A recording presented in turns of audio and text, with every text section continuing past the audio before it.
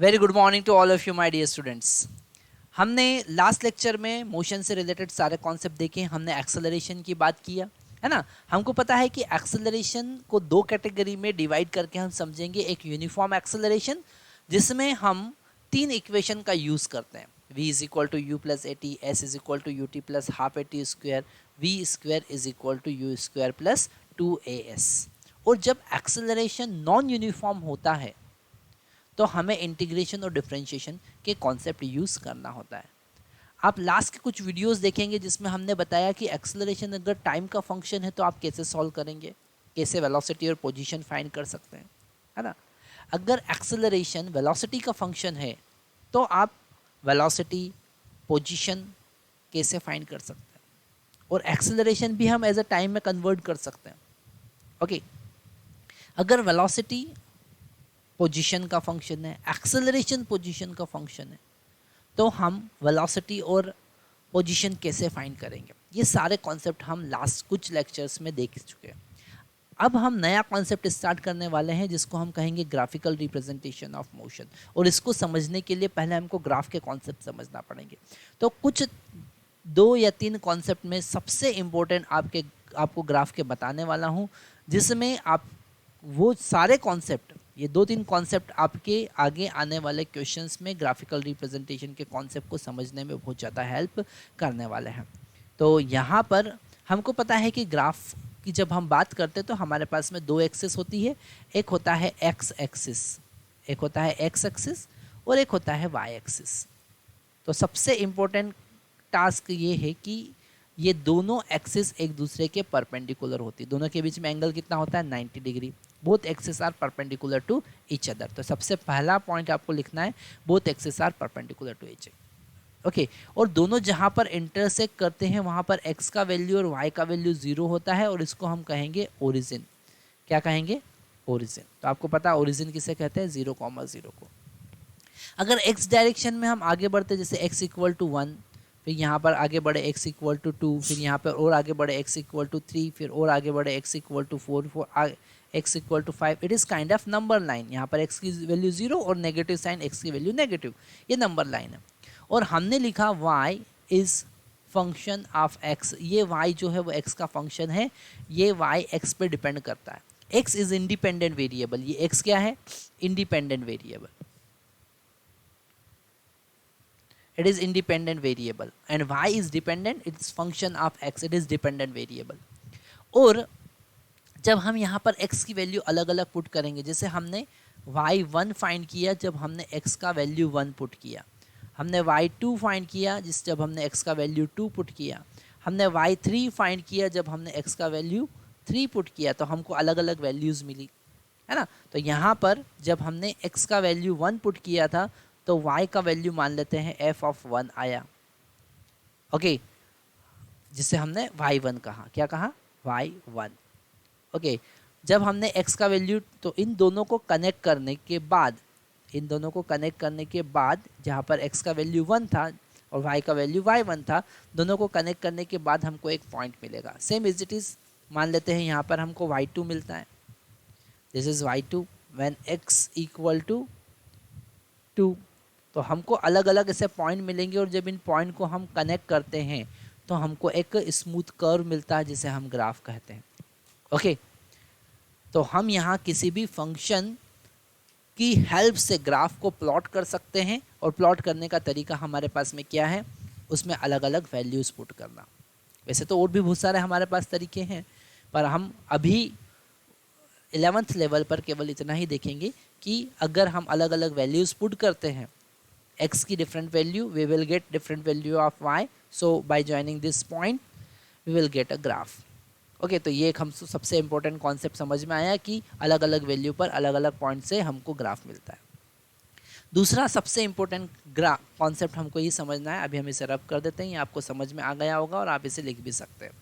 Okay, दूसरा concept हमको ये समझना है कि अगर हम किसी ग्राफ को के फंक्शन को, अगर किसी फंक्शन को हम क्या करते हैं, डिफ्रेंशिएट करते हैं, इसको हमने रब कर दिया यहाँ पर। ओके, जैसे हमारे पास में कोई ग्राफ है।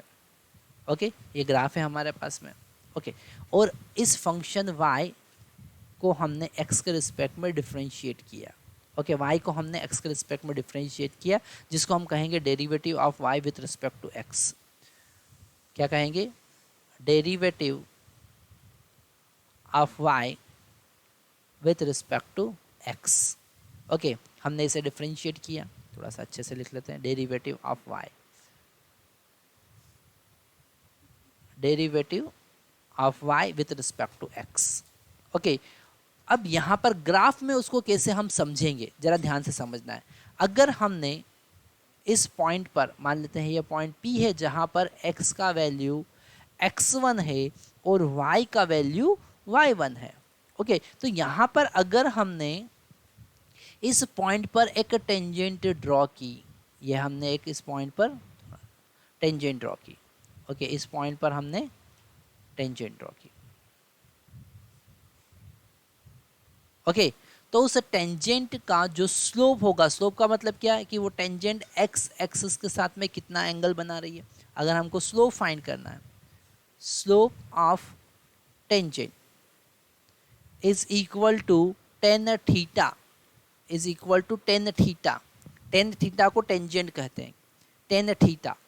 ओके, तो टेन थीटा अगर आपने फाइंड किया, मतलब उस एंगल का टेन थीटा फाइंड किया, तो आपको जो वैल्यू मिलेगी it is called slope of tangent. और ये कैसे फाइंड कर सकते हैं? It is equal to d y by d x at point this x1 and y1, x1 and y1। मतलब उस x1 y1 पर अगर आपने डिफरेंशिएट डेरिवेटिव कैलकुलेट किया और उसमें x1 equal to x equal to x1, y equal to y1 put करने के बाद जो वैल्यू मिलती है वो स्लोप के बराबर होती है। ये सेकंड सबसे इंपॉर्टेंट एक कॉन्सेप्ट है जो आपको समझना है। अगर हमने किसी ग्राफ को डिफरेंशिएट किया, किसी इक्वेशन को डिफरेंशिएट किया, तो उसका जो डेरिवेटिव है, किसी फंक्शन को डिफरेंशिएट किया तो उसका डेरिवेटिव जो है वो हमको स्लोप ऑफ टेंजेंट देता है, या slope of tangent equal to the derivative differentiation. तो ये एक कॉन्सेप्ट हमको यहाँ पर, दूसरा कॉन्सेप्ट सबसे इंपॉर्टेंट याद रखना है। अब हम थर्ड कॉन्सेप्ट की बात करते हैं। तीसरा कॉन्सेप्ट, ये फिर से आपको पूरा ग्राफ इंपॉर्टेंट जो कॉन्सेप्ट में बता रहा हूँ वो सारा लिख लेना। और तीसरा कॉन्सेप्ट हम देख रहे हैं, तीसरे कॉन्सेप्ट की हम बात करते हैं। अगर हमने, जैसे हमारे पास में कोई ग्राफ है, ओके, हमारे पास में ये एक ग्राफ है, ओके, और हमने यहाँ x इक्वल टू x1 से x इक्वल टू x2 तक ग्राफ का x एक्सिस के साथ में एरिया कैलकुलेट किया, ये शेडेड एरिया कैलकुलेट किया।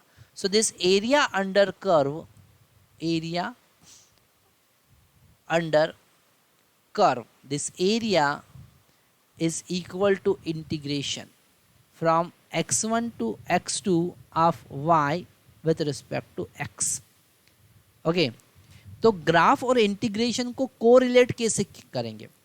अगर आपको इंटीग्रेट करना है y को with respect to x from x1 to x2, so it is equal to the area of this y with respect to x between x1 to x2 as shown in figure। Okay, so it is interrelation between integration and graph. Same as it is if you want to find the interrelation between differentiation and the graph, this differentiation is equal to the slope of tangent। तो यहाँ पर तीन concept हमको समझ में आया, जिसमें दो कॉन्सेप्ट सबसे ज़्यादा इंपॉर्टेंट है, डेरिवेटिव और ग्राफ का इंटर रिलेशन, है ना। अगर आपको डिफरेंशिएशन फाइंड करना है तो आप टेंजेंट फाइंड कर लो, आप टेंजेंट का स्लोप फाइंड कर लो, या फिर आपको टेंजेंट का स्लोप फाइंड करना है तो differentiate the function. Same as it is if you want to find the area, so you have to integrate of the integration of this y from x1 to x2 with respect to x। Same as it is if you want to find this integration, you want to find the value of this integration from graph, what you have to do, you have to just calculate this area from x1 to x2, area under curve।